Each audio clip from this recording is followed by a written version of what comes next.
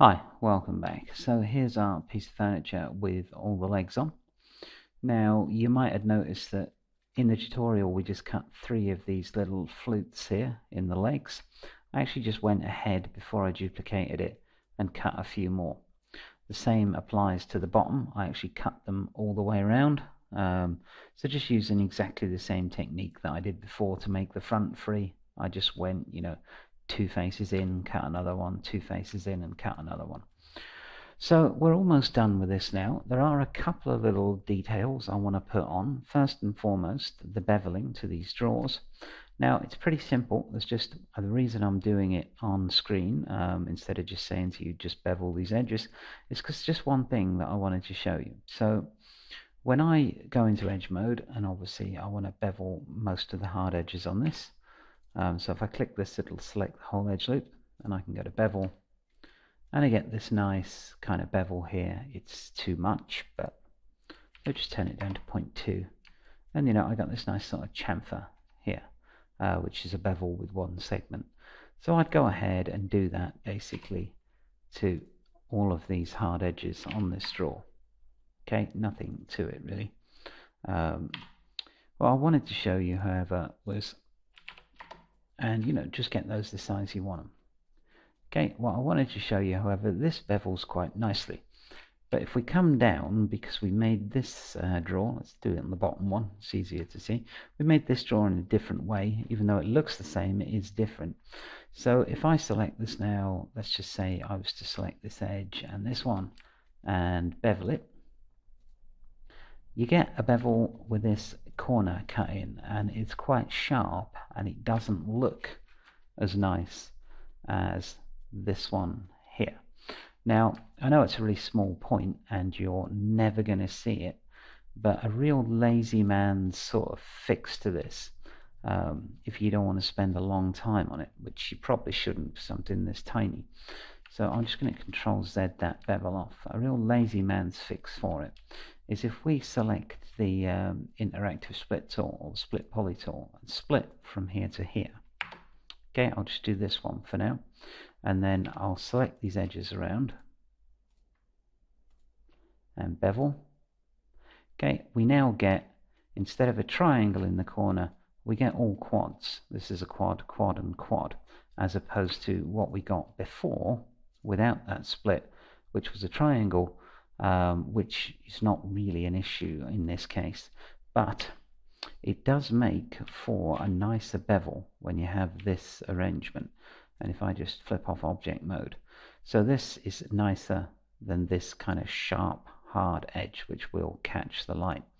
So and that bevel's way too big, so it probably look more like that. And let's get this one like that.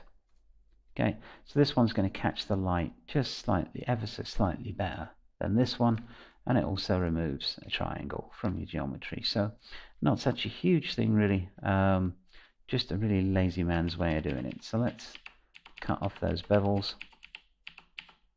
and before you bevel those edges, you might want to just put an extra split in.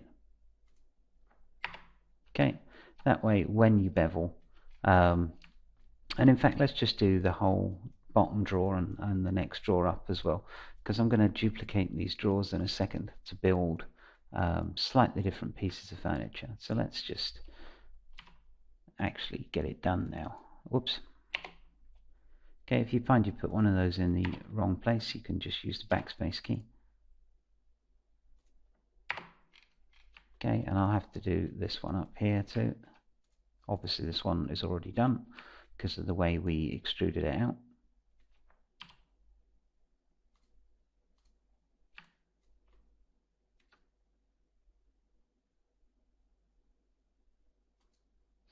And there you go, interactive split tool being a pain in the backside again.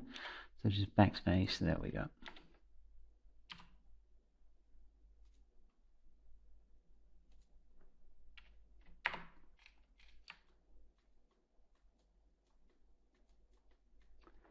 Okay, so just G. G to repeat the last command, obviously.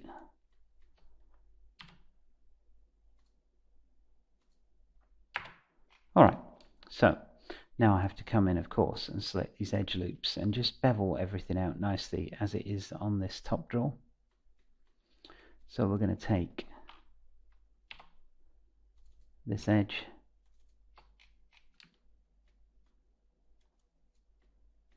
and I'm just going to flick this viewport to default materials because selecting these edges on white is a bit of a pain. So if you just go up to here and click use default materials, we'll be able to get a much better look at where we're actually selecting our edge. Okay, so for this bevel that will be fine. Bevel. Okay,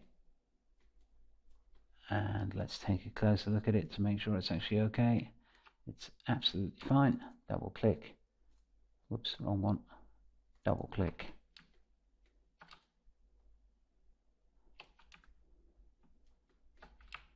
And double click and bevel and get that to an appropriate size for you. So in this case maybe 0.2. That's perfect. And let's just take the outside edge and G to bevel, or G to repeat the last command, of course, and let's just make that a bit smaller. Okay, maybe a tad larger, and there we go.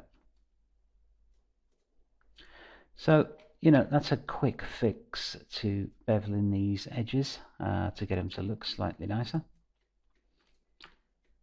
And I'm going to repeat the process now with this bottom draw, for which I'll just pause the camera.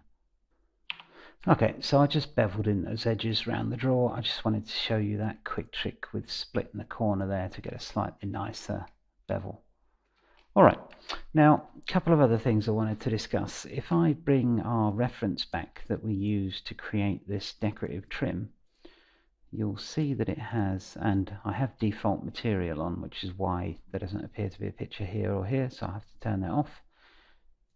Okay, you'll see that if I pull this out, you'll see that this one has kind of a decorative cut-in along the bottom edge, and I really like that, so we'll go ahead and put that in. So let's grab this and let's just yank it out a second, just so we can see a bit more what we're doing, and I'll make sure the smoothing is turned off it by pushing 1. I'm just going to come in and put a couple of edge loops in I can use to cut that hole out of. So one about there maybe, and one maybe there. Then I'm going to select the faces. So let's just select this face here and come out and select this one here. And we are going to run into a problem with this, which is why I'm going to do it on camera, instead of just saying to you to extrude it backwards, which is indeed what we're going to do. And if I, whoops, let's get a bit of focus here so I can see how deep I'm extruding. Okay, that'll be fine. That'll do nicely.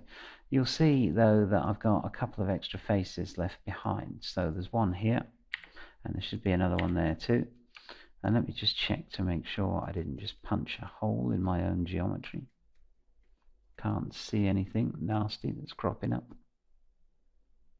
Ah, yeah, actually I do see something. Let's have a look. Let's focus in here. Okay, and we've got a hole. So we can just bridge that over.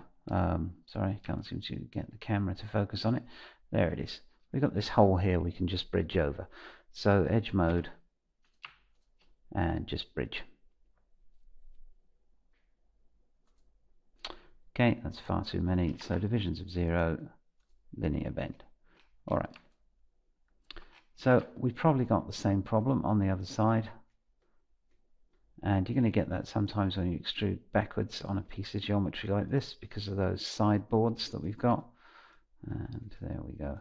So if I come in here, and there I've got 2 extra faces and probably another hole.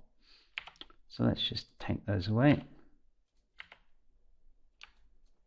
Again, these are all details that if you miss, will probably never be noticed, but you should fix them, you know, just in case. And edge mode 1 and 1.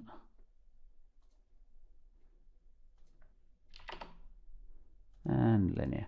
Alright, so that's kind of patched that up. Now if we want to smooth this, you'll see that this gets very kind of shallow. So at the moment it looks like a big deep trench. If we just hit smooth, it gets kind of shallower, and depending on the look you're going for, you can leave it like so, or of course if you want to tighten it up a bit, you can of course put some extra edge loops in there to hold it together. So I'm going to put one about here, and one, whoops, wrong way, and one about here, just so when I smooth it holds together a little more. Alright, like so is about perfect for me. Okay, so let's shove this back into its position under the drawer, and I'll worry about the exact sort of spacing off camera. So now we've got just this top to deal with. For a start, I don't think it's actually sort of wide enough, and if we look at the reference, you'll notice that it's got sort of a decorative lip cut onto it. So let's kill two birds with one stone. Let's make it first off a little wider, which I'm just going to do by literally scaling it. Okay, that's better. And now I want to cut the decorative lip. So let's take the smoothing off by hitting 1. Let's take this edge, double click it, get rid of it. And this edge, double click it and get rid of it. They were just the edges we put there before to, make sure it didn't smooth too much. And right now I'm going to cut a lip in this by putting an edge loop in. We have out here. Okay, and then I'm going to select the bottom faces. So make sure I got them all. And extrude. And I'm just going to come in here and I'm going to extrude these out just a little bit. That's a little bit too much. And I can probably actually do this by doing a thickness of, say, 0.1. That's not quite thick enough, is it? No. Let's try a thickness of 1. Alright, that's much better. Okay, so we've just extruded that out a little bit, which when we smooth down, we'll put a very nice decorative lip on this. We will, of course, have to put our edges back in to control our smoothing.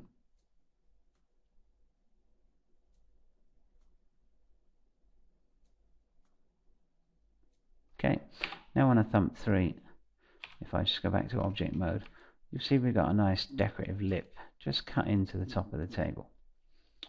So, this piece is pretty much done right now. There is one other thing I want to do with the top, but I'll show you quickly. Basically, on the reference, the top is kind of bowed out. So if we just select a few vertex from the middle of the table, okay, press B to arm soft selection, W to move. And if the soft selection doesn't look like this, by the way, I think we've covered this before, but I'll quickly do it again. You can change the fall off radius by just double clicking the tool. And in this case, under soft selection, you'll see this fall off radius. So if I just pull this out now, and the fall off radius may be a bit high now. So let's just change that. And where have you gone? There you are. Okay, I'm just going to pull that out, and what we get is this nice attractive sort of bulge in the front. And I would do the same with the sides, and in fact I will, but not right now because I need this table, this whole piece to be duplicated so I can start working on another piece. Alright, so now we're about done with this. And those little tiny changes can make a huge difference. Putting the decorative lip on here, adding the sort of nice lip edge, whatever you call it, fancy edge to the top there. They do tend to enhance the piece a bit, and maybe this is a little too much. And again, it's not really a problem. We could go down to the poly extrude face where we made that a thickness of 1 and change it to, say, 0.5, and that'll come in a bit. And that's better. Alright, so I want to make 2 other pieces of furniture out of this, in pretty much the same style. I want to make one that has just shorter drawers and one that is shorter to be a bedside table. So I can't just, if I were to say grab this whole piece and group it, Control G, if I just grab the group and start making it smaller, that's just not going to work. The legs are going to change size, they're going to be the wrong shape, the top's going to be a disaster. Really, we can't do it that way. It is easy, not quite that easy, however. So the first thing I'm going to do is select the drawers and the main body and combine them. So mesh, combine. Then I'm going to move the piece outwards, after duplication of course, Control D. I'm going to move the piece outwards, and instead of scaling, I'm just going to grab the vertex along one side, hit B because I don't need soft selection anymore, and then get it to a size that I want it. So that's looking about perfect. Alright, so now I would have one piece with full drawers and one piece with half drawers. The same goes for the top. The top can also be a bit tricky. You can't just scale it inwards, so find the center point of this. And I would normally do this by snapping it to the center of the grid, as we did in one of the other parts, but right now, for the sake of getting this done quickly, I'm just going to eyeball it. So like so, and like so. Okay, so this gives us our top. And of course, we should have duplicated that first.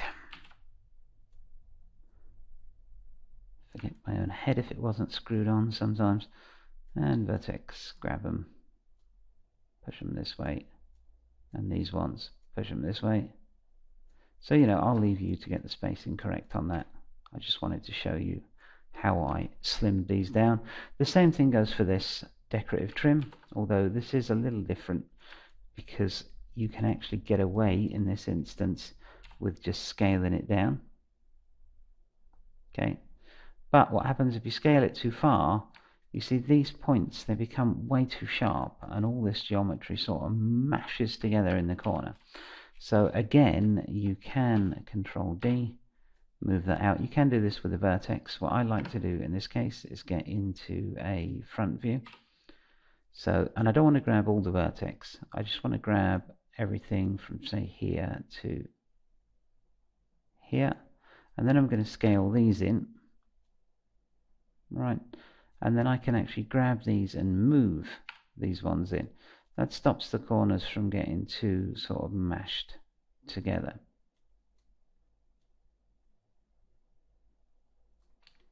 Okay, let's have a look. And we seem to have not sort of jammed it all together so much.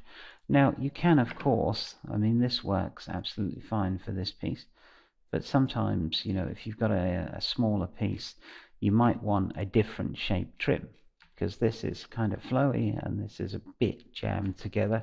And also for a smaller piece, I probably make it a bit shorter as well. Again, that all comes down to personal preference and how different you want these pieces to look. I am just simply showing you how I would normally, and I do this for pretty much every piece of furniture I make. I always try and get a few extra little items out of it. You don't normally get that much time to hand over an ArcViz shot, so anything you might have lying around that can be thrown in at the customer's request is never a bad thing. So Control D to duplicate over the legs. So again, just duplicate over the legs, Control D, and now we've gone from one piece of furniture to two. They're not radically different. If they were sold in a shop, they'd probably be sold as part of a set, but it does give you different pieces for different scenarios. And the last one I wanted to do was a simple bedside table, which will be about the same width as this, but it's only going to have one drawer. So let's just go to Edit Mesh, and then separate these, because they don't need to be and shouldn't be separated. So let's do the same for these. Separate. Okay. So I'm going to go over with this main piece. So Control D and just pull that out. Now for a bedside table, we know that this this height of this thing is 95 centimeters. For a bedside table, I've seen they come in all shapes and sizes. I want mine to be about 60 centimeters high, I should think. So let's go into the foreview and grab the measure tool so we can get sort of 60 centimeters. So create measure tool, distance tool. I'm going to click here and about 60 centimeters. Now, 60.4. That's not bad for just eyeballing it. Okay, so let's now take this, and I'm going to do the same trick with the vertex, and let's scale that down to about 60 centimeters. That looks about right. There we go. Okay, so I'm going to use this full and complete draw, Control D, to sort of move that into position. Now obviously we might have to do a bit of tweaking here, and vertex on the bottom of the draw and get it into position. Alright, so this would give us a cabinet with just one